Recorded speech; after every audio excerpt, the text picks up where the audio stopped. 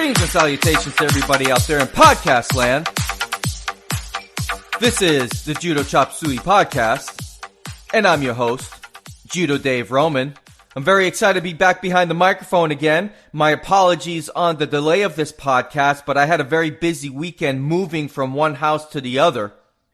I really don't have much more to say about that other than I managed to not hurt myself during the move, which I'm very impressed with because it was just me and my wife doing all the heavy lifting around the house. We got these really neat, they call them like forklift straps and such, and it really makes moving a lot easier. So if you guys are going to be moving anytime soon and you're carrying heavy things, don't rely on your puny little hands and arms to carry that stuff. Get these forearm straps and bend with your and lift with your legs, because you can really lift a lot of heavy things with these forearm straps. I'm not paid to promote these forearm straps. It's just one of those things. Just looking out for you guys to make sure you don't kill yourselves the next time you move out of your house. On this particular episode, I'm going to be interviewing a fellow who trains in both Canada and the United States. He's a Q rank. His name is Kristian. I'll be playing that interview shortly. I just got a few housekeeping things to get out of the way. Really had fun with this particular interview. This was recorded about 3 weeks ago, shortly after the comments by Kayla Harrison against USA Judo. We didn't focus on those particular comments, but this fellow, like I said before, he's a Q rank, and he brings an interesting perspective to not only judo, but some of his training and his experiences training in judo and Brazilian Jiu-Jitsu. This is a fellow that when I first started my podcast, he wanted in on this particular podcast. When I wasn't even asking for interviews, he was just banging on the door saying, "Put me on the podcast, man." So I was like, I promised him I would, and we made that happen. So I'm going to be playing that interview a little bit later. Like I said before, I had a lot of fun with it. We talked a lot of judo. We talked some WWE wrestling, and I got some thoughts about wrestling that I want to get off my chest, but I'll do that after the interview so that if you guys make it there, you'll hear it. But so I'll be talking about that. I'd like to report a bit of good news. Our club has a new home. And I will. We are training out of, I'm not even sure the exact name of the place. I think it's called the Martial Arts Center of Apollo Beach. So our judo club is going to be training out of there, and I'm really happy to be there. It's a nice space. We have to do something about the mat situation because what we were training on yesterday were literally half-inch puzzle mats on top of carpet, and that's just not going to fly for the long term. But I'm being told that the club owner has some tatami, that like actual tatami that we're going to be putting down at some point, and he's also got wrestling mats. I'm not sure how we're going to do the flooring, but we need to do something different than what we've been doing, and certainly different than what we had last night. Nobody actually took falls on this particular flooring. We did some rollouts. I think I did about 10 rollouts and then I tapped out. And normally I could do more, but after moving thousands of pounds worth of furniture over the course of one day, I over the weekend, there's just no way I was gonna subject my body to that kind of abuse, half-inch padding on carpet, which is on concrete. So no way I was gonna allow that to happen. But we got a place to train, and I'm very excited about that. I feel like it's a new beginning for us. And I was talking to the club sensei and saying that we really need a new name. We need a new face. We need a new social media outreach. We need to be new and do things differently than what we've been doing before, and reach out to other people who have really large judo programs. So as a matter of fact, I reached out to Serge during the week. I know he was busy setting up his major point tournament up in Rhode Island, which happened this past weekend.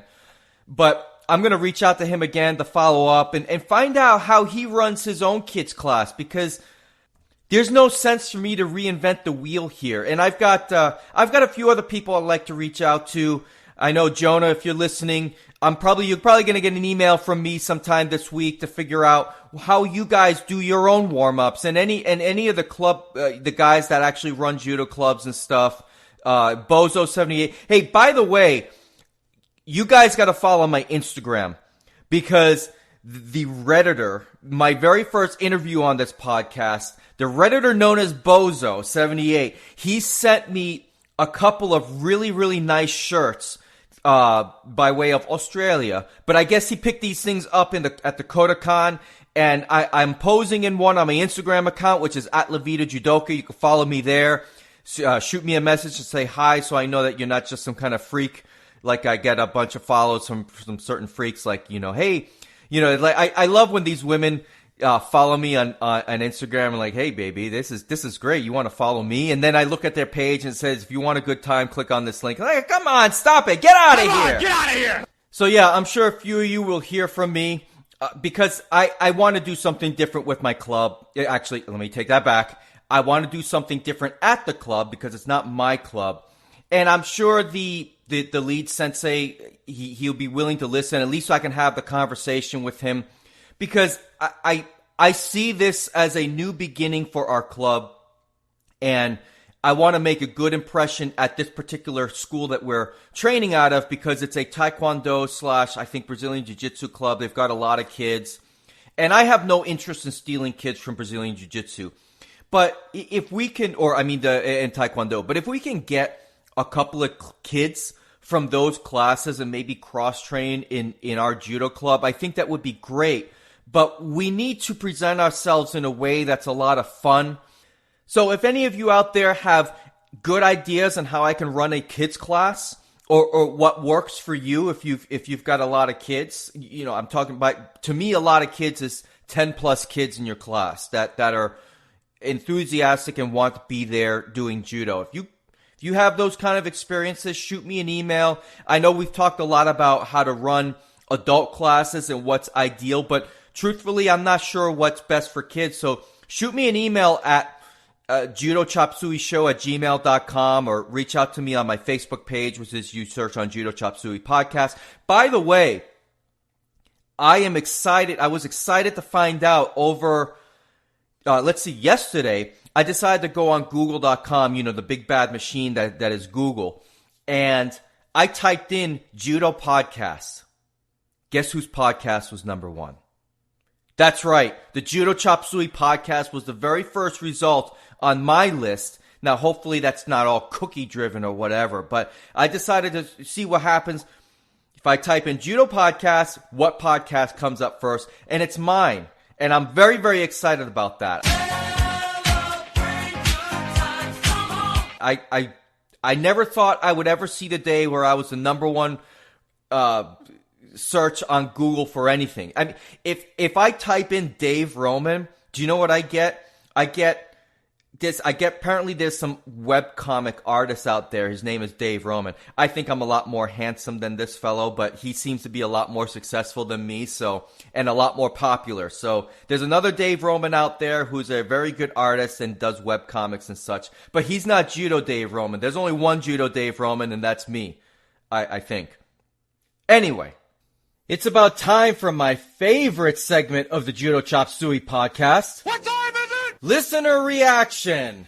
This segment of the Judo Chop Suey podcast is sponsored by one of my favorite YouTube channels, The Nick and Sai Show. Now, I'm not saying they're one of my favorite YouTube channels because they're sponsoring the segment.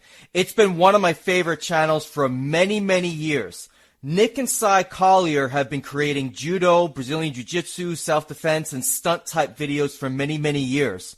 And they also compete nationally in Brazilian Jiu-Jitsu. Now, you guys have seen those John Wick movies, right? After all, it's a display of judo combined with guns and killing and all this awesome action stuff. Well, the Collier brothers are sponsored by 8711 Action Design, which is the company that produced and directed those John Wick movies. Go on and check out the Nick and Sai Show on YouTube. It's www.youtube.com/user/Nick and Sai. I'll put the link in the podcast description. Subscribe to them, and, while you're at it, subscribe to my YouTube channel, too. About a few days ago, maybe about a week ago, the Collier brothers put up this video of Nick competing against this. This video went, I think it almost went viral on Facebook, at least within martial arts communities anyway. He fights this 6th degree in Hapkido or something. And the guy was older, and it was a really weird match. He fights him in no-gi for one, which is fine. But this always confuses me about some guys in martial arts circles. The guy's competing no-gi wearing his black belt. Like, literally, he takes his black belt and ties it around. It's got, like, these 6 white stripes on it and such. And, I mean, look, if you're proud to be a white belt, I'm not white belt. If you're proud to be a black belt, great, that's awesome. But him putting his black belt on in a no-gi match is equivalent to, like, me putting my black belt on walking around work. It's silly. And I don't know why he did it. But anyway, Nick fights this guy. He's older and he's slower, and that's fine. Look, the guy steps out on the mat and he gets tapped out by a 17-year-old young man. There's no shame in that. As you get older, you slow down, and yeah, he was bigger and stronger, but you do slow down. You injuries pile up by the time you get to your mid-30s. So there's no shame in him competing. So Nick beats him, and he puts the video up on YouTube, and it was impressive. But man, I tell you, the comments were very lively, to say the least. I mean, the guy pretty much went nuclear on anybody who had anything negative to say about his performance out there. And the dude needs to settle down a bit. I mean, people are chiming in saying, yeah, it was under Naga rules. Well, if it was Hapkido, he would have killed you.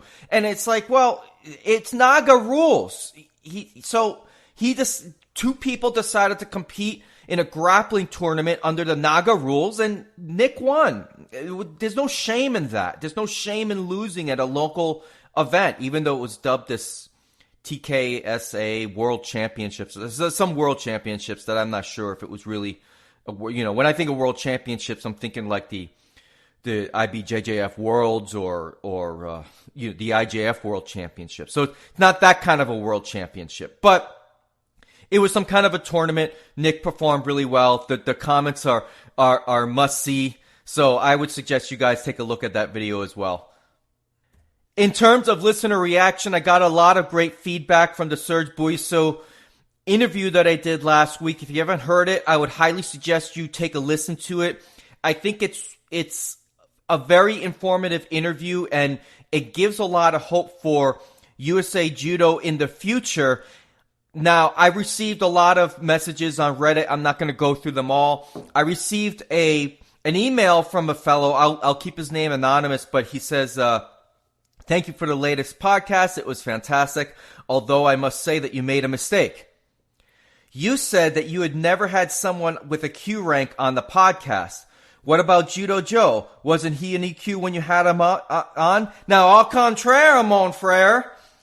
He was technically a Shodan at the time. He just did not have the promotion ceremony completed just yet. So, yes, so if you were to look at his paperwork and the date that paperwork was turned in, and on his certificate, it shows a date that was prior to the time that Judo Joe co-hosted with me on this podcast. So I did not make a mistake, Mr. Anonymous Emailer, as I just get a text message from somebody.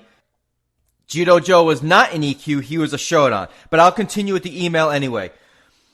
The interview you had with Serge was much appreciated, and I have said I will continue recreational training and give them some time to do what he says he will do. If he is a man of his word, I look forward to becoming a USA Judo coach in a few years. Again, great work on the podcast. Now, to give you a little bit of context, this was an email I did not read in a previous podcast because I wanted to pose the questions that I asked of Serge about coaching certifications, because this fellow wrote me a couple of weeks ago and told me about the frustrations that he had in trying to become USA Judo certified. And or become a certified coach on the USA Judo. And he was willing to just say, the hell with it, and I'm not even going to bother doing it. And I told him, and again, this was a private email exchange I did not share on previous episodes of the podcast. I told him, hold tight. I'm going to have the coaches director for USA Judo on the podcast to interview, and maybe you'll get the answers that you need to hear to feel comfortable about being a USA Judo certified coach in the future. Because currently, I believe you have to be at least a Shodan to be a certified coach, even at a state or a local level.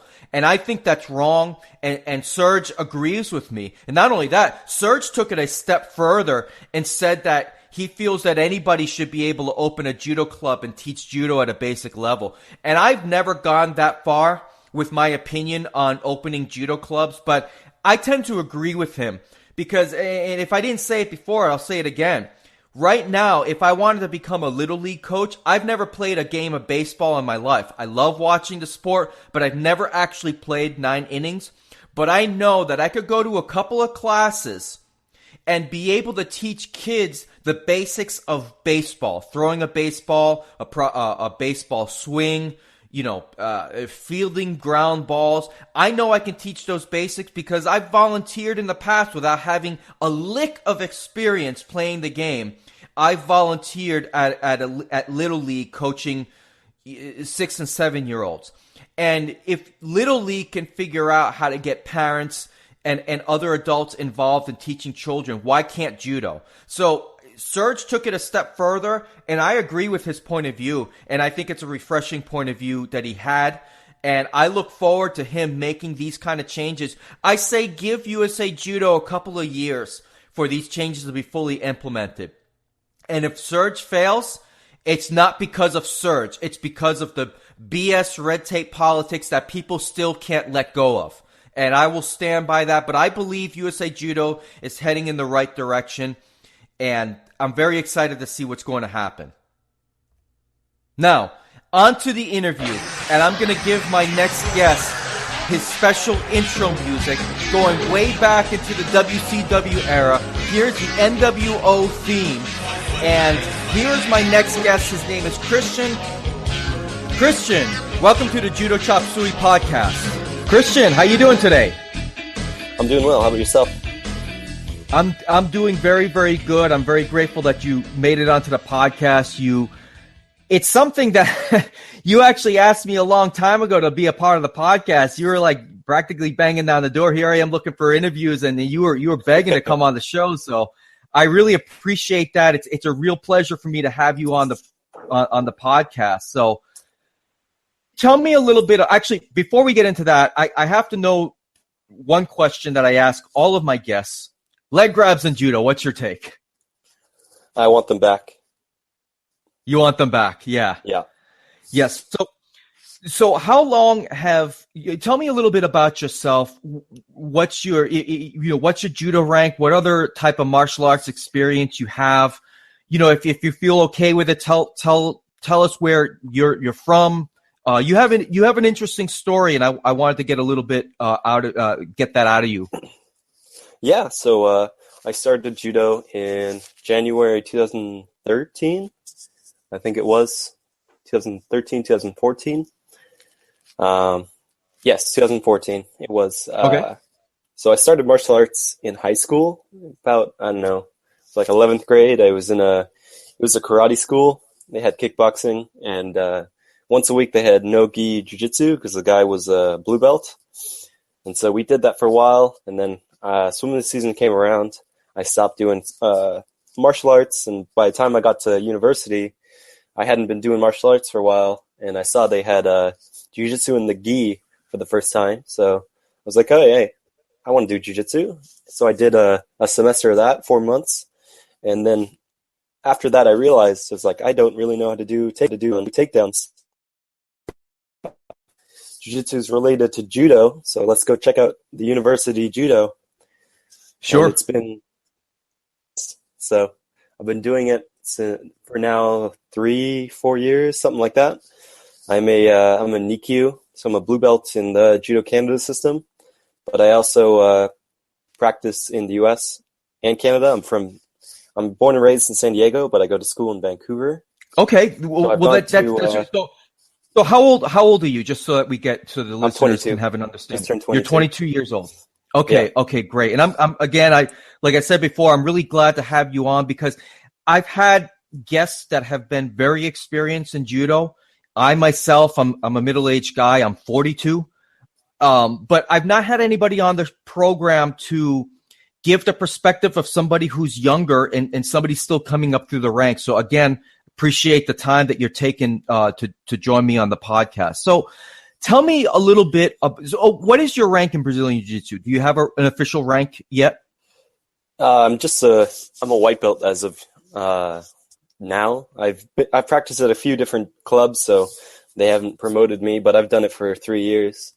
Okay, gotcha. And I understand how that goes. You probably have very good jiu-jitsu. It wouldn't shock me if you have the skill level of a intermediate blue belt. But yeah, I know how that goes sometimes. I mean, I personally I can hang with a lot of experienced blue belts when all things are being equal, but I have no rank in jiu-jitsu either. So I gotcha. So tell me about.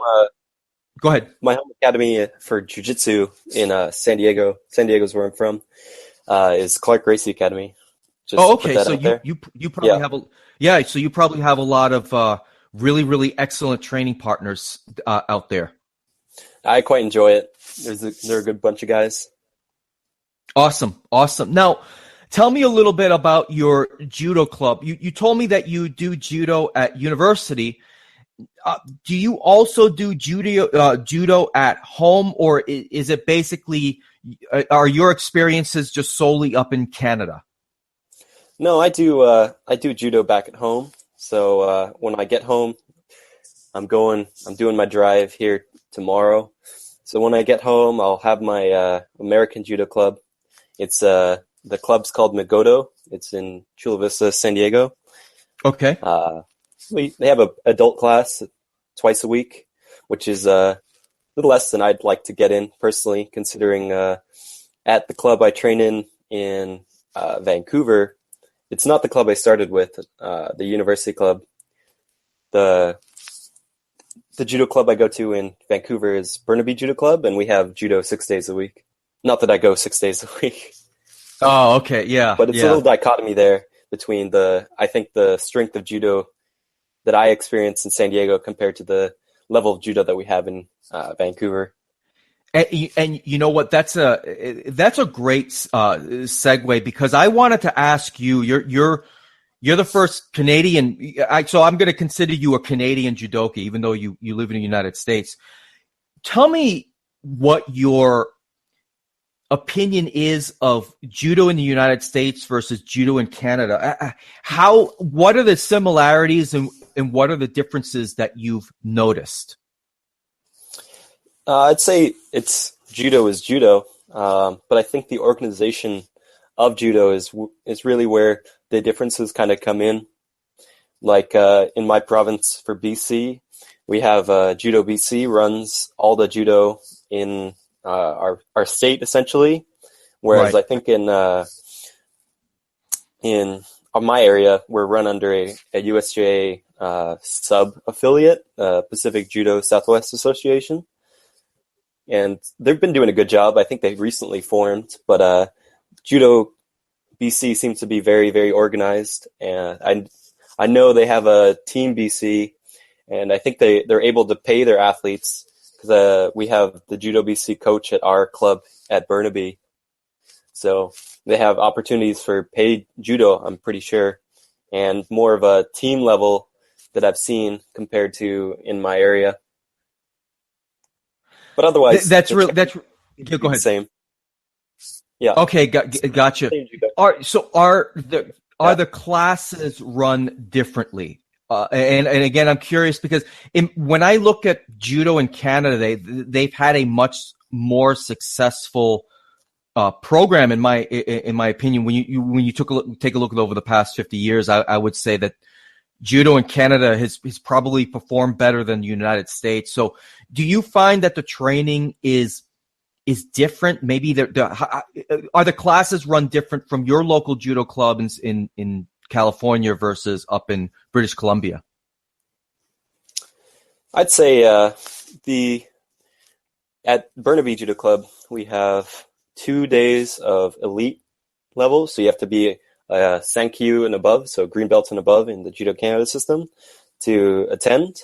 And those they can be run differently to what I'm used to in the US. But they also have twice a week the adult recreational class, and that's more what I'm used to coming from the US. Okay, gotcha. So it seems to be so the adult recreational class, you probably start off with some kind of a warm up and maybe some uchikomi and randori. Is that typically how it goes? And maybe the lesson of a particular technique. Yeah, warm up, uchikomi drills, then technique, then drilling the technique, and then randori. That seems about right. In the elite class, it can vary. Sometimes we'll go straight into technique. Sometimes we'll obviously start with a warm up, but we'll do. I think last time I was there, we did Newaza transition drills. So we had 3 minutes of light randori on the feet, and then player A would do a throw, and then it's transition to the ground and randori on the ground for a minute, and then back and forth. So I'd say there's a lot more diversity in the warm or in the techniques and training methods that I've seen in Judo Canada compared to my club in the US. Can you give me that's interesting to me. Can you give me an example of what you think is a little bit more diverse? And there's the reason why I'm asking this is because again, given some of the things that have happened really over the past few days in terms of news regarding USA Judo, I'm curious to know what your thoughts are on that in terms of what is different in terms of some of the specifics there. In terms of some of the specifics, I don't know. I think Judo Canada might be a little bit more, since we have less people in Canada, it might be a little bit more closer from the top to the bottom compared to, I feel like we're pretty far from the top in San Diego for judo. I don't really know anyone who's that high up or has that. So I can definitely see where problems can arise from USA Judo. And I've only ever heard of USA Judo being, I don't know, not the greatest or having some problems. I've never experienced them myself, but certainly through my time, my 3 or 4 years in judo, I've heard that USA Judo has had their problems, and definitely seeing this from Kayla Harrison, I think definitely there's a problem that needs to be addressed. So what do you think of Kayla's comments? Because this pretty much turned the judo world, at least in the United States, up on its head a little bit. They were very shocking comments to me. And I know you said you haven't heard my latest episode, but I almost go about as nuclear as you can go on that particular topic. I'm going to address it. I'm going to address kind of in my next episode. I'm going to maybe back off the vitriol a little bit, but I'm curious to know, what were your immediate thoughts on some of the things that she was saying? Well, let's see here. I don't know. Nothing really put that much of a spark under me, per se. It's just more of the same, hearing how USA Judo has failed to, I don't know, support the athletes, or they've been misrunning events, certainly, as Kayla said when she wasn't able to coach. So I'm just interested in the future, seeing what's going to happen from this event onwards and how that's going to affect the USJA, the USJF, and certainly what's going to happen down to our level down in San Diego. Yeah, I'm very interested to see that as well. I'm working on a couple of things to maybe get some people on to give their perspective on USA Judo from the inside. So I'm working on that kind of stuff. But I hope that Kayla's comments serve as a means to, kind of sound the alarm of sorts when it comes to the issues happening at USA Judo, or maybe issues in the past that they're trying to correct right now. So what is your thoughts about judo's growth in the United States, and what do you think that could be done differently? Because last I heard, and I just heard this a couple days ago, we only have about, I think, 10,000 registered members in USA Judo. I mean, that's pretty paltry compared to a lot of other countries. What, from your perspective as a Q rank, I hate to put it that way, but what would you like to see a little bit different in how judo's leadership and how that trickles down to the local level? What would you like to see different as a student? I'd say definitely more of a culture shift. I think judo can be run. I certainly enjoy the traditional aspect of judo, but I think that maybe judo in the U.S. needs to be adapted culturally. I know this topic has come up on the Discord, for the Judo Discord, which you've mentioned. Yeah. Yes. We've talked about this a few times, and I tend to lean towards not making too many changes. A lot of people on the Discord that I've talked to, they're more leaning towards a total culture shift, but I still enjoy judo for what it is, being a Japanese martial art. But I think judo distancing itself from MMA, from jiu-jitsu. Certainly a lot of coaches, some of the old school coaches, I'm sure you've come across them, seeing jiu-jitsu or Brazilian jiu-jitsu as nothing special, or they don't like it. I think some of that has gotten into the higher ups of USA Judo. I think that's a contributing factor towards the culture that's not readily available for Americans to come into judo as much as I think they could be. Now, okay, so be honest with me. Since you do judo and Brazilian jiu-jitsu, what do you like doing more? Now, don't keep in mind, I know this is the Judo Chop Suey podcast, but honestly, what do you, at your age, with the experiences you have at two different types of clubs and such, what do you prefer doing more? I'd say slightly judo at this point in time. Okay, slightly judo. Why is that?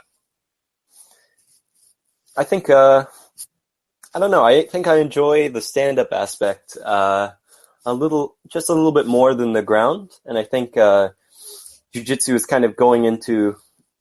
It's kind of splintering off, and I'm certainly more in the line of jiu-jitsu should be more like judo, in my opinion. Certainly valuing takedowns. So I don't know. Like I think I enjoyed the traditional aspect. Like the traditional aspect I've seen in jiu-jitsu, I enjoy that per se, and I'm happy to be part of this international sport, this international martial art, to be part of this history, this culture of judo.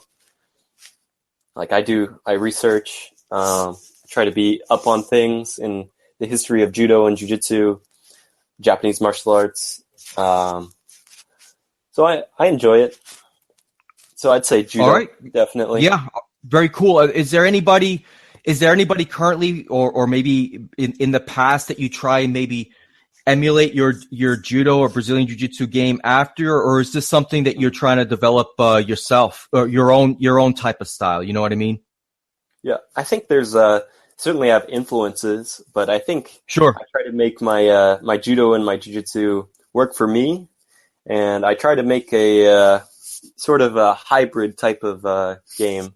Like I don't do the most sporty things in jiu-jitsu, and I try and do things in judo that would work in jiu-jitsu. To me, they function similarly as one grappling system with different sport rules aspects. So, but for the judo, definitely, I think Travis Stevens at 81. I fight at 81. Yeah. He's the guy I look to. And I've been mostly working on his Koga style step in Koshiguruma and Seoinage as of late. And I found success with that, so he's up on my list for an influence. Very cool. Very cool. Yeah. I don't know. Probably my instructor, Clark Gracie. I really enjoy watching Eduardo Telles. He has a turtle guard game, which I think I like to try and emulate because I have a lot of mat time experiencing with the turtle in judo. So that particular is that more of an approach where you're attacking from the turtle or you're defending from the turtle? Because I'm not familiar with that at all. He has a really intricate wacky system. If you look at most BJJ practitioners and then look at Eduardo Telles, he readily goes into the turtle, and I know a lot of BJJ traditionalists, they say turtle is a terrible position. You get your back taken, choked out. But Eduardo has really he has wacky attacks, wacky reversals, just stuff I've never seen, even with my experience in judo. So I always make it a point to see what he's doing. So Eduardo Telles, that's his name? Yeah. He's interesting. Based out of San Diego as well. I have to look that up. I know, and I don't know if it's I don't know if it's him or if it's somebody else, but I know there's somebody that actually put out a book on attacking from the turtle in that position. I don't know if he's the same guy or if he's just somebody else who's managed to make that position work for him. So fascinating stuff there. So, well, Kristian, do you got any social media or anything that you want to promote on the podcast? Or you just want to, not have a bunch of people following you? That's good too. So, you can follow us on the Discord. So it's the Discord app, the Discord channel. Now I know what Discord is. Can you explain to the listeners what that may be? So the Discord is just it's a chat room. Like if you grew up in the 90s, you probably know what a chat room is. It's just a chat room.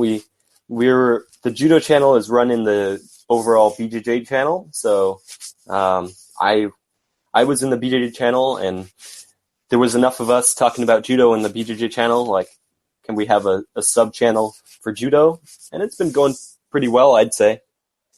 Just talk about judo techniques. I've been on that channel a couple times. It's I haven't been on there in a while simply because I got so many other social media type stuff that it was hard for me to have one more ding on my phone. My phone goes off all day between text messages and notifications and such, and to have one more it was getting a little bit much, but I do like to pop in there from time to time and see what the conversation is and such. So it is a good place. I know I've given you guys a shout out before on the podcast, so consider this another shout out again. Go check out hashtag Judo or something on the Discord server there, and there's some good people there. I do enjoy from time to time checking it out.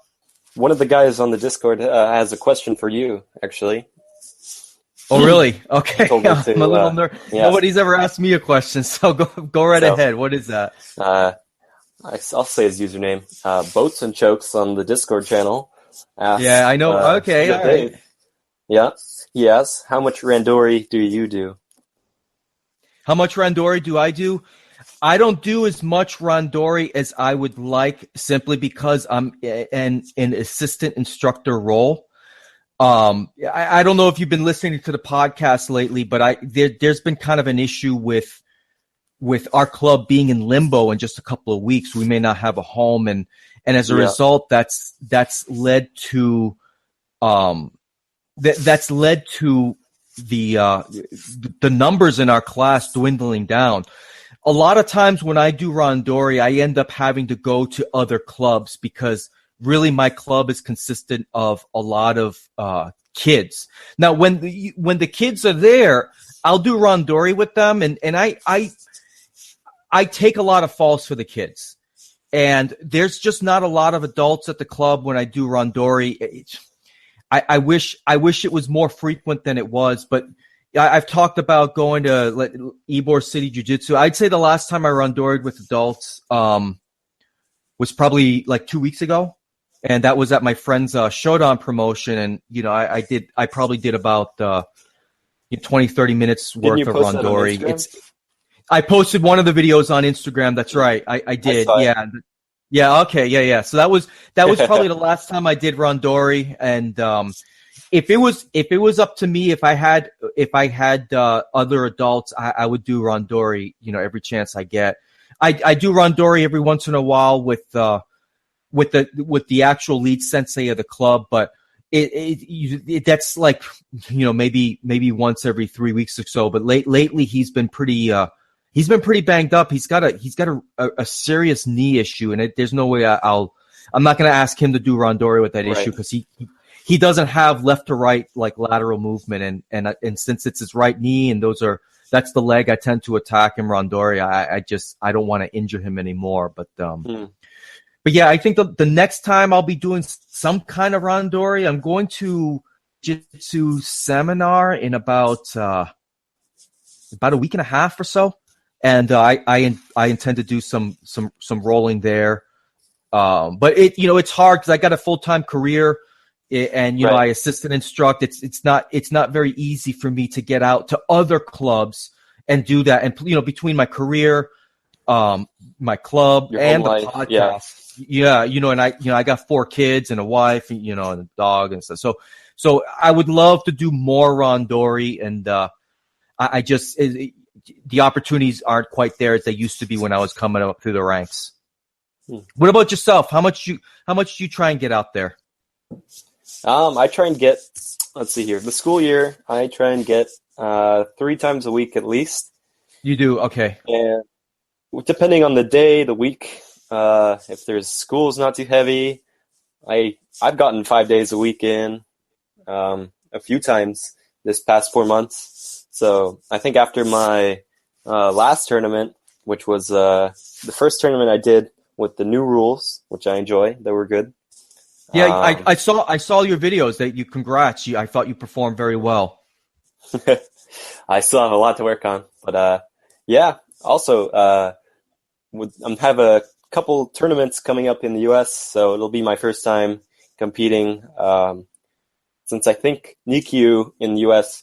is brown belt, I'll be competing in the brown and black belt division for the first time. Oh, good. That's great. Yeah, that should be fun. Fantastic. Yeah, absolutely. Yeah, I it's, again, like I was saying before, as an assistant instructor, it's hard to be a student and an assistant instructor. You're either a student or you just have to take falls most of the time for other people. But yeah. So, all right, Kristian. Well, thank you very much for joining the podcast. You got some more? Yeah, I do have some more. I want to give my comment on a dichotomy between what I've heard Travis Stevens on his AMA. We talked about that in the past, but I think the price of judo should remain open to, lower income people, and I'm not on board with changing the price of judo. I know we talked about it on the Discord. Some of the people there believe it should be more towards the price of jiu-jitsu. But I know for me personally, as a student, at this point in my life, I wouldn't be able to do judo during school if it was $100 and something a month or so. And certainly in the summer, I wouldn't be able to do both jiu-jitsu and judo. So what kind of challenges do you have when it comes to paying for judo? Because unless it's included in part of your university tuition and stuff, I would imagine you have to pay for dues and such. So do you have to work a full-time or a part-time job between your studies and stuff? I mean, how are you able to fund your own judo dues? I work full-time in the summer, and I try and save money so I can support myself to pay tuition. I'm lucky enough to be a Canadian citizen as well and not pay giant tuition fees like in the U.S. I think tuition for me in Canada is about $4,000 a year, $4,000 or $5,000 a year. Which, if you're aware of U.S. tuition prices, that's nothing. That's like yeah. that's like junior college price. That's really interesting. So you have dual citizenship in Canada. Yeah, I'm actually a triple citizen. My father's from Mexico. Are you really? Yeah. Oh, okay. I was born in the U.S. My mother's from Canada, so I get citizenship through my parents. Yeah, and I think you told me. I think you told me last week you actually drove from British Columbia to San Diego. Yeah, I've done that drive now. This is going to be my 4th time going down. I've done it 4 times up. Now it'll be 4 times down. Do you drive straight through? No, I did. I picked up my dad in Seattle once, and we drove back down in 28 hours. I think the drive takes 24 hours or so. So, and then this past summer, I drove up by myself for the first time, and that wasn't fun. But yeah, that's tough. I mean, the longest drive I ever had was from Massachusetts to Florida when I moved down here, and that was long enough. That you're a wild man, I tell you. No way I can make that drive. I would fly. Good God. Oy, that my back would be toast at my age now if I tried that drive. So do it while you're young. So what about you said you had a couple of other comments or concerns or things you wanted to bring up? Go right ahead. Yeah. I'll give up the relative pricing for what I pay for judo or what I've experienced for dues in the US and Canada. So at my home club, I think it's now $60 a month for you can go to the 2 adult classes a week that we have. That's pretty standard.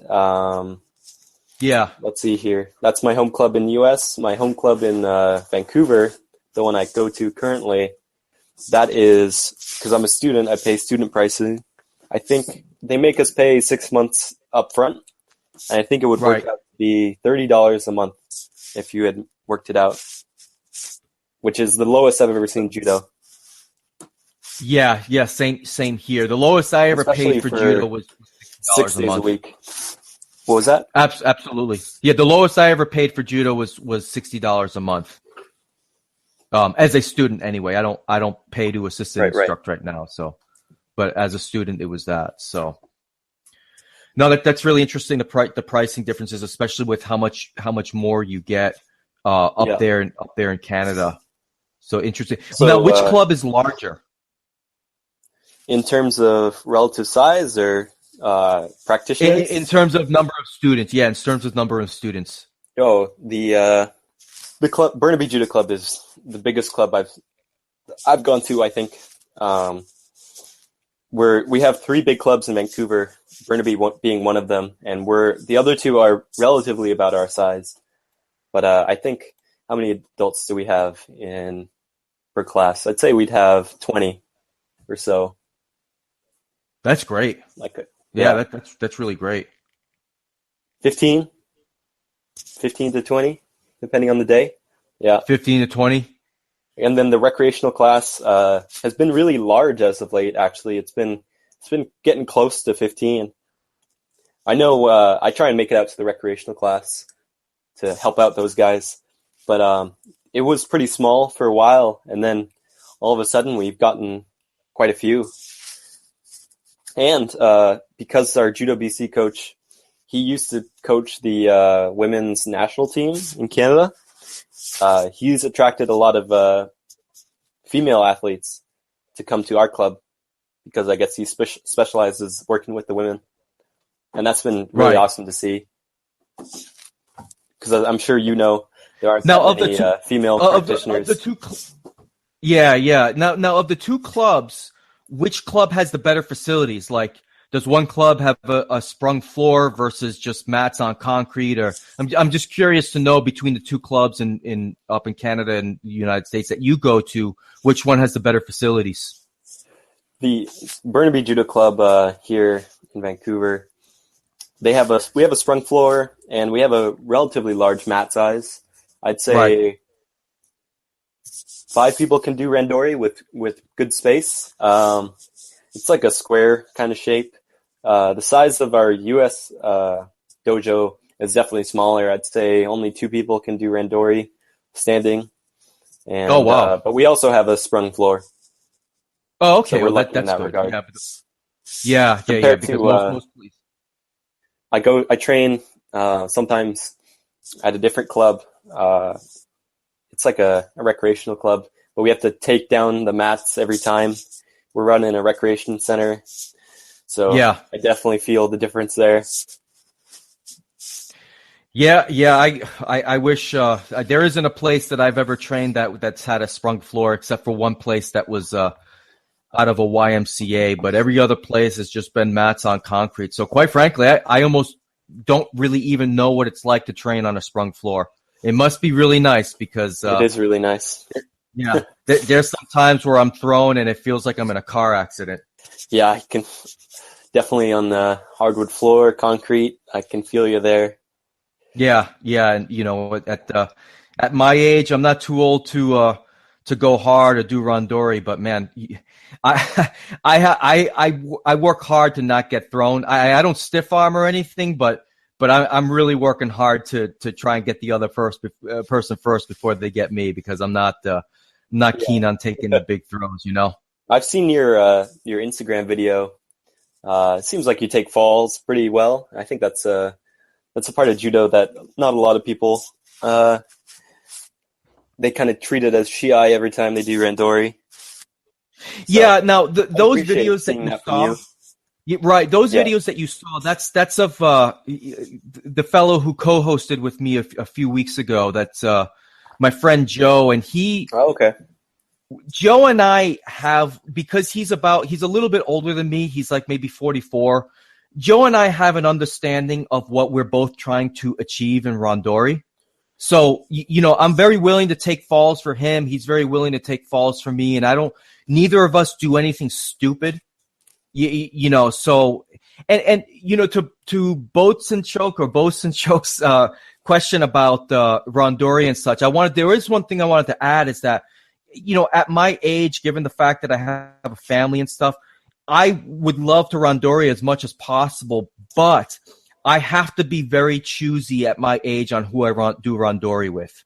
10 years ago, when I was a lot younger, and I was a lot faster, it didn't really matter as much, because I felt I had enough athleticism to protect myself if somebody did something stupid. But now I'm a step slower, and I'm just not as quick as I used to be. So these days, if I see some guy that's like 250 pounds and he's a stiff armor and he's just going crazy out there, I gotta think twice. Either I have to control the randori, and grip fight him to death and make sure he never gets like an over the top grip, or I just simply don't go, because I like doing. I'm at the end of the day, I'm just a recreational guy, and I can't afford to let some guy take me out.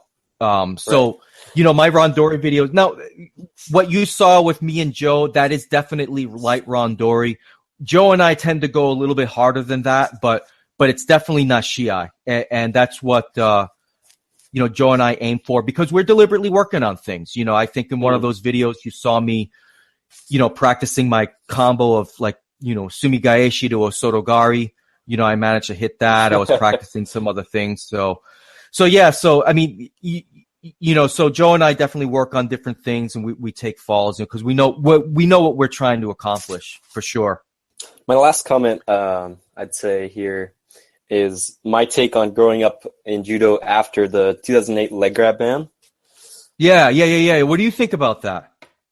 I think my judo is probably better. Like from what I've seen from comments from people in judo, I'd say that my stand-up judo, my real judo, is probably better than what it would have been if leg grabs were still involved. But I'd say if I really would not know any leg grabs if I hadn't gone out of my way to learn them myself. Which, yeah, I hear you there. Like, yeah. if I hadn't gone out of my way to learn them, I wouldn't know really how to do even like what is it? The ankle pick. Sure. Kochi Gaishi. Yeah, I think that's the name. Truth be told, I'm not quite sure what the Japanese terminology is for, ankle pick or a single leg, but Yeah. but I do know what you're talking about. I did come up through the ranks before that ban in 2010, and quite frankly, once I made it to my second coach, as I started getting really good at judo, or I should say, really more proficient, I really stopped doing leg grabs altogether. The only time I ever touched the legs was when doing either I was doing kochi-maki komi, or I was really desperate and really wanted to catch somebody, just to take them down on a throw. But I always aimed in practice to try and get, not grab the legs. So really, when the rule changes happened in terms of my own personal judo, it didn't really affect me hardly much at all. I do miss the kataguruma. I wasn't very good at it, but very close to around 2010, I started getting a little bit more proficient with like the, Yoko kataguruma, kataguruma more on the side. I started really getting proficient at that, and then they took away the leg grabs, and I was like, well, I'll just move on to something else. But, I understand why they did it. I think, I've said this many times before. I think what they could have done is just eliminate the Koka and the Yuko scores, and that would have solved the problem. Because really single legs and double legs just didn't score Ippon. And it wasn't very common to see Wazari on those throws either. The traditional Wazari, not the 2017 Wazari, which I think is, I'm not a big fan of that. But in their infinite wisdom, they decided to go that route, mostly because of IOC pressure, and I understand that. And I think judo is a lot more watchable, and it needed to change. And last week, I had an interview with Sensei Steve Scott, who does the freestyle judo, and his approach to it is very good, and I like that a lot. And it's too bad I think maybe if the IJF took a page out of what Steve Scott is doing, we would see leg grabs back in judo. Yeah, next time there's a freestyle event, I think there was one in Long Beach a couple years ago. I think I was still too early in my judo to really get anything out of it. Or maybe I would have, but it seemed far for me to go do freestyle judo. But now I definitely would. If I had that opportunity again, I would definitely do it. For me, I think I like to compete in anything. Like the weirdest thing I've done, I did Eric Paulson's catch wrestling tournament. I think I was the only person with real judo experience in that tournament. So no, catch wrestling isn't that like submission wrestling where you can pin? Is that can you explain to me what that is and how you did in that tournament? Yeah, so I think what did I get? I got bronze. I had very good. I won 2, lost 2, and one guy didn't show up to fight me, so I got bronze. But they have a point system, and you can win by submission and pin. So they had wrestling pins, which was really interesting. Pins aren't new to us in judo, but you had to have their shoulders pinned to the mat for 3 seconds for a silent 3 count, which couldn't be done in the guard, like in judo. Couldn't be done in the half guard. Or, no, could be done you could be pinned in the half guard, actually, which is a contrast to judo. Okay. Yeah, so you could be pinned in a cradle, which you may or may not get called for osaikomi in judo with a cradle. But just not having pins allowed in the half guard really changed things for me. But they treated it more as folk style wrestling. So if you're familiar with folk style, collegiate style, yes. Once there was a break in the action, they started you from referee's position. So arms straight out, and then you on your knees, and the other opponent on top. So Right. having to do that was new, first time for me. So that was interesting. And it was a really good but to experience. get I think there bronze in were, that, it's really good. there were some real wrestler types. I saw two guys in singlets, and there was one 10th Planet guy. There was one guy who I think was like pure jiu-jitsu, and then there was a bunch of guys from Eric Paulson, Josh Barnett's their combat wrestling style. So it was really fun. I enjoyed it, and it was open skill division. Interesting. Was it open? Yeah. Was it open weight as well? No, they had weight categories. They did have weight categories. Okay, that's really interesting. I know. I'm sure you've picked it up on my podcast and previous episodes.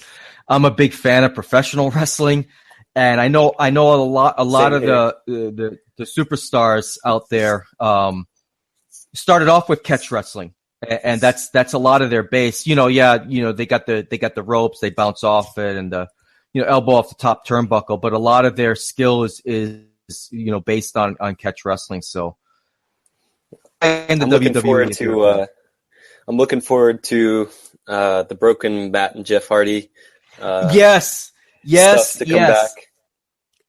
Look, I could care less about I've been watching wrestling since 1984. Like I said, since I was like 9 years old, and the broken mat gimmick is one of the most fascinating things. It was a breath of fresh air into the wrestling industry, but I know the WWE is working with TNA, or whatever they're calling themselves, Impact Wrestling, to try and get that broken gimmick away. They have to go that route because, look, I grew up, not only did I grow up in the, watching wrestling in the 80s, but I was already in my mid-20s during the Attitude Era. I was actually literally in person when Mankind beat The Rock for the championship, and that's when man. WCW started. Yeah, I was there at the Worcester Centrum at the time. I was there. The place went nuts. But they've got to get away. They've got to use that gimmick because wrestling needs it. And I grew up watching the Hardys during the Attitude Era. I don't need to see the Hardys Attitude Era when they're in their 40s. They need to do something on their own, and I love that. I can't get enough of Broken Matt. I can't help it. I'm a fan, Yeah, it's so different. It's so great. Just he seems to have such a great time with it. Genuinely, Absolutely. And I really enjoyed seeing that. And not only that, you have to have everybody. Because it wasn't just about Matt and Jeff.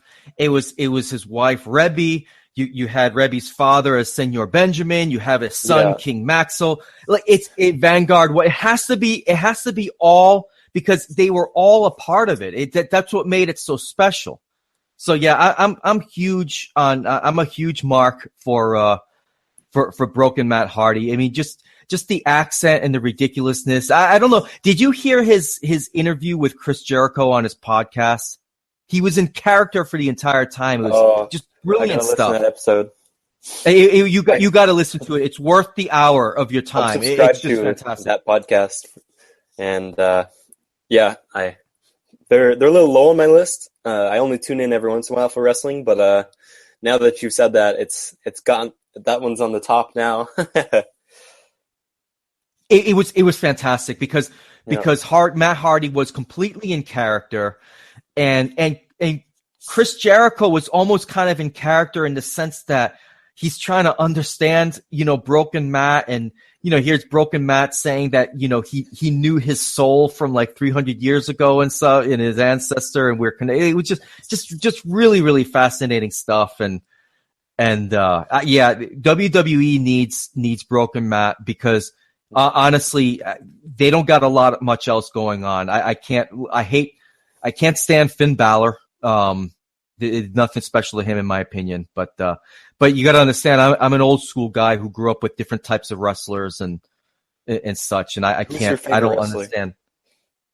Right now, or in general, I got apart from the Hardys, of all time, Macho Man. Yeah. Macho Man Randy Savage. And I met Macho Man shortly after he did Spider-Man. Turns out in Florida, we lived in the same town, and I didn't even know it. And I was out at this restaurant called the Village Inn with my family at the time. My sons were very, very young, and Macho Man comes in, and he was pissed off about something. And I told my wife at the time, look, I'm going to go up to Macho Man, and I don't know what's going to happen, but no matter what happens here, it's going to be something I'm never going to forget. And as soon as I went up to him, I was like, Macho Man, sir, I've been a big fan of yours since 1985 and all this kind of stuff. And he was totally cool.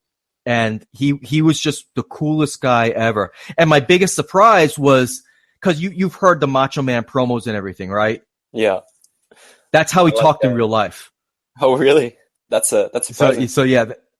Yeah. Yeah, he that's how he really talked in real life. It wasn't a gimmick. He was, the whole, oh yeah, that type of thing. That's how he talked. That's how he talked in real life. It wasn't kayfabe. It wasn't none of that. That was his voice. And maybe it was all the years of cocaine. I have no idea, but yeah, the guy was awesome, and he's been the only one I've met. Oh, I did meet Edge and Kristian backstage at the same event where Mankind won the WWE They're my favorite wrestlers, I'd say. Edge and Kristian, yeah. What about WWE did more with Kristian? Yeah, he's got a show on the WWE network.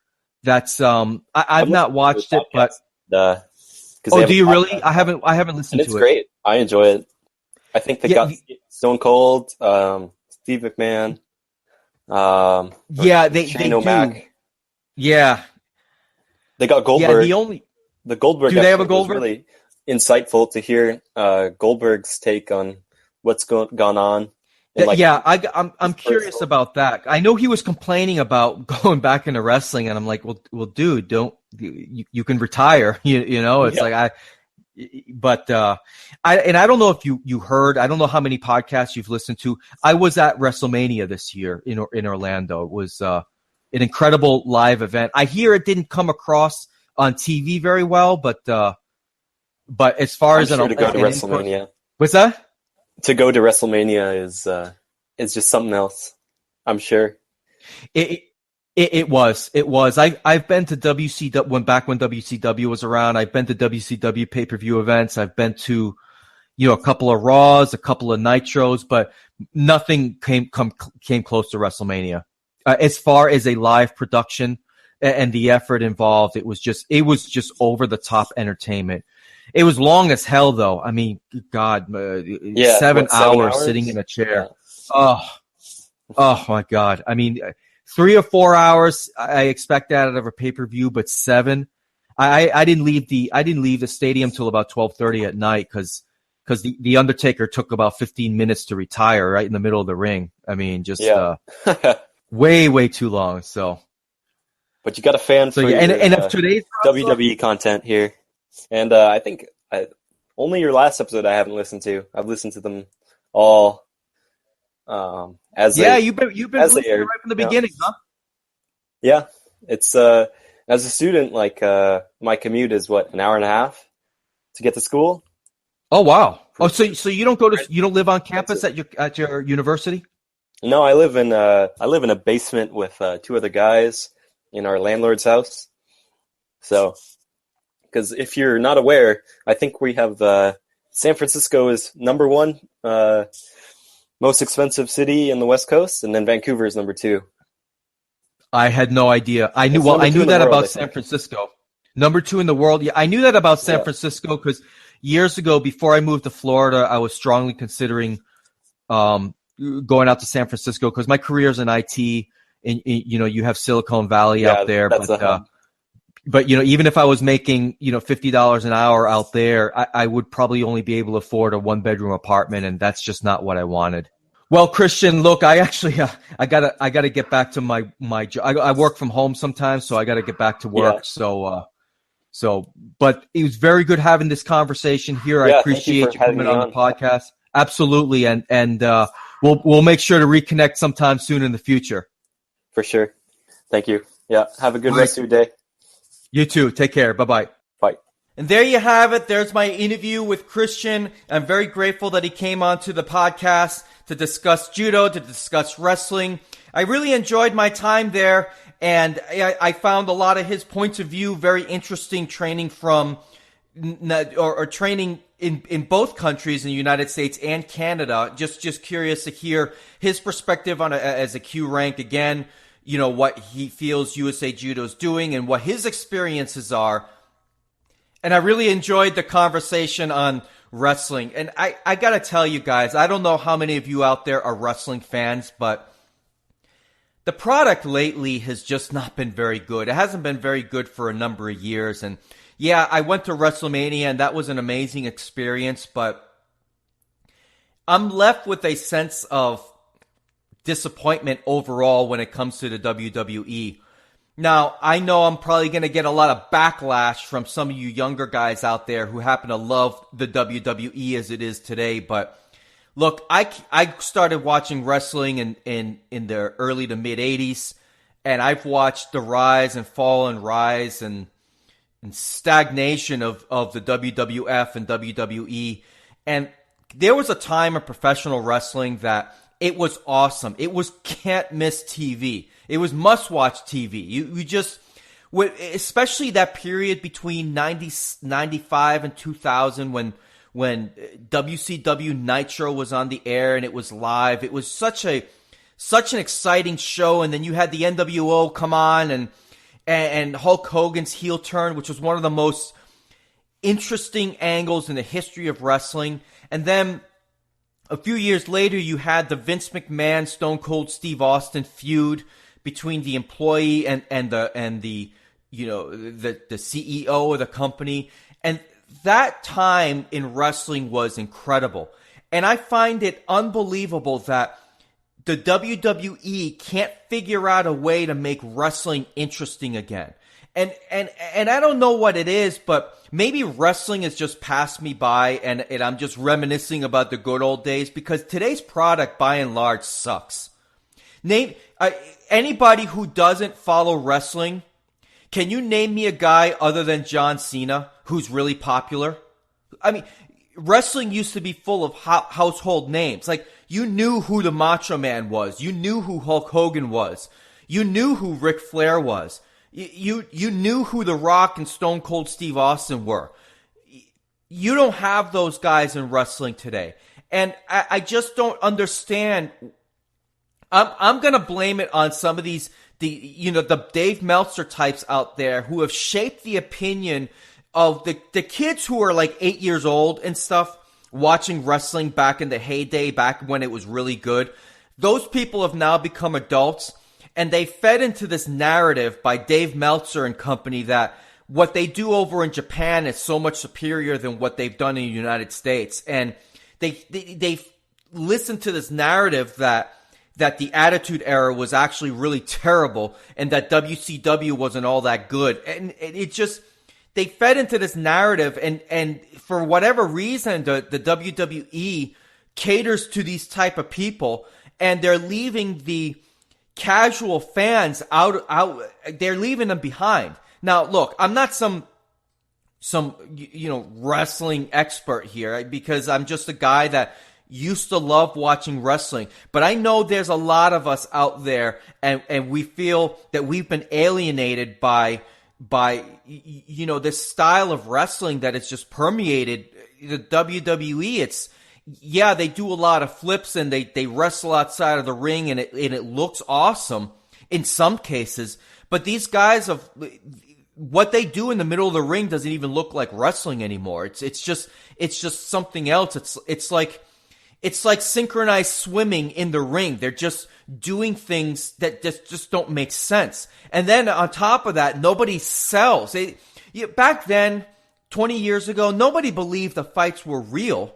But it was really exciting to watch anyway, because the lead up and the build up to the actual matches was what sold the matches. And these days, these guys just, go out there and they talk about the match and they do this coordinated stuff. They do these backflips off the turnbuckle. They do a lot of things in the ring that just don't make sense in terms of an actual fight. And I don't know, if I want to watch something that looks like an actual fight, I'll just turn on the mixed martial arts. The UFC is on every single day. I could watch old UFC. There's over 200 UFC pay-per-views out there that I could rewatch if I want to see real fighting.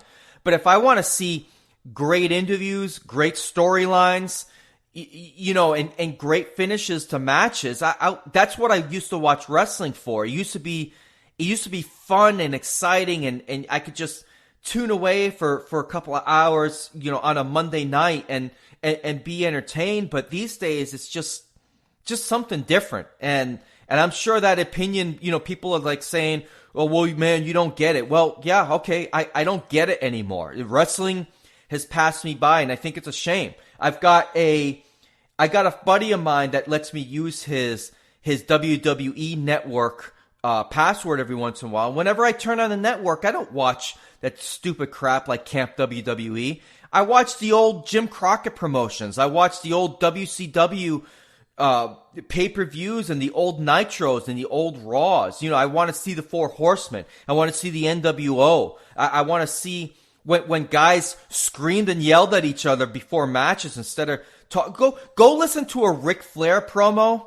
And then go listen to a Sami Zayn promo or a Kevin Owens promo and look at the difference. I mean, these guys are just uninteresting these days. And back then, the wrestlers looked like they were just over the top huge and they were just larger than life. And these days, you got guys like Finn Balor that are just a little bit bigger than me. And who cares? The guy's finisher is really stupid. He just jumps off the top rope and stomps on your stomach. That's a really stupid finisher, in my opinion. So, I don't know. Wrestling has lost its way. And if you look at the ratings of the WWE over the past 10 to 15 years, it looks like a very, very bad investment. The line is just trending downward and has been trending downward for many, many years. And now the ratings are just terrible. I mean, years ago, Sting used to be able to walk out in the middle of the ring in his black and white makeup and just stand in the ring for 2 minutes with a baseball bat doing nothing. And that would draw a higher rating than anything what WWE is doing these days. It used to be incredible. Sting would just show up out of nowhere, or he'd walk up in the rafters of the arena. The crowd would go bananas, and he didn't actually do anything. Just stood there. But anyway, look, that's my wrestling rant. I've been meaning to get that off my chest for a while. If you guys don't follow wrestling, I'm sure you guys have turned off this podcast by now, and I'm sorry about that. But that's one of these things I've been wanting to get off my chest for a long time, and I've managed to do it. Kristian brought it out of me, and I'm sure he probably feels very different about the wrestling product today versus how I feel about it, and it's just a sad state of affairs. And the television ratings prove it. It's not popular. The only people who find it interesting are the hardcore fans. And WWE, no matter what they do, they're never going to lose those hardcore fans.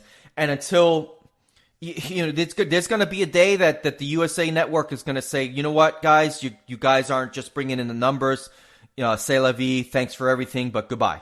So that's going to happen one day, and then all you're going to have is the network, which, it's the network is just, it's interesting, but to me, it's only interesting if you want to watch old wrestling matches and great promos and interesting storylines. So anyway, with that, next week, I'm going to cover the Ekaterinburg Grand Slam. I did watch some of that over the weekend in between when I was, taking breaks from moving. I would turn it on and watch some of the fights. There were some very, very good fights this weekend. No Teddy Riner, no heavyweights from Japan, but there were some really, really impressive wins. I'm going to break down that tournament and take a look at some of the statistics since this was the first major Grand Slam in quite some time where Japan and France were involved. And I've said it before, I'll say it again, I'll stand by it. When France and Japan are in the major IJF tournaments, the tournaments are just more interesting to watch. So, with that, I appreciate you checking out the podcast. I hope you have a great day. I hope you have a great rest of the week. Train hard, stay safe out there, and until next time, I'm out. Oppan Gangnam Style. Gangnam Style. Oppan Gangnam Style. Gangnam Style. Oppan Gangnam Style. Hey, sexy lady. Oppan Gangnam Style. Hey, sexy lady. Macho Man Randy Savage, Sarasota, Florida. Come on in. You're going to be defending against the Dragon, Ricky Steamboat. What's the cup for? WrestleMania 3, Pontiac, Michigan. Yeah, 90,000 plus people watching right there. And this is Ricky the Dragon Steamboat's cup of coffee in the big time. Yeah, cup of coffee in the big time, because he'll never get closer than now. I am the Intercontinental Heavyweight Champion, and I will remain the Intercontinental Heavyweight Champion. And George the Animal Steel on the outside will be no factor. Yeah. You say no factor. Obviously, he is a factor, or you wouldn't even brought it up. Oh, wow. Mr. Sarcasm, yeah. I don't care if you got 23 wrestlers around the outside, and it doesn't even matter, no, because I am ready, and I will not let this opportunity slip through my fingers. Cup of coffee, man, yeah. Man. Wow, man, freak out.